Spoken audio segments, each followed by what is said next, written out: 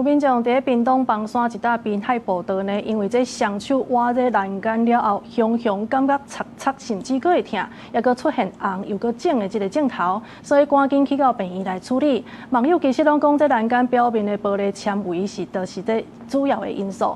房山鄉公所今仔日去到現場甲查，表示講這步道呢已經啟用要10冬的時間啊，過去其實唔捌發生類似的事件，提醒民眾若總發現問題，就會當隨時通報。相片看到手骨規個用大布搭起來，避免佫去擦到。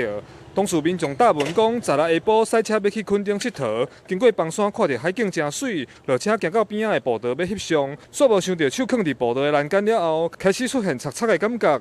伊發現步道的欄杆頂懸有一層透明會反光的物件，因為互觸到的所在開始紅佫腫，就趕緊先到枋寮病院看醫生。先幫我做初步的打針消毒這樣子。當下會決定要去急診，主要的原因是因為它有。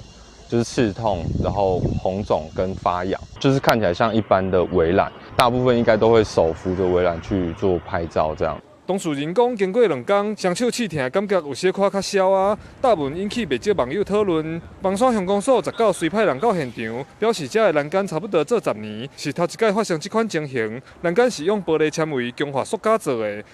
實際用手去掃嘛無代誌，因為民眾無向伊反映，所以無法度進一步了解發生的原因。白白物件有遊客一摸就知影是玻璃纖維，攏講這個窗愛細字。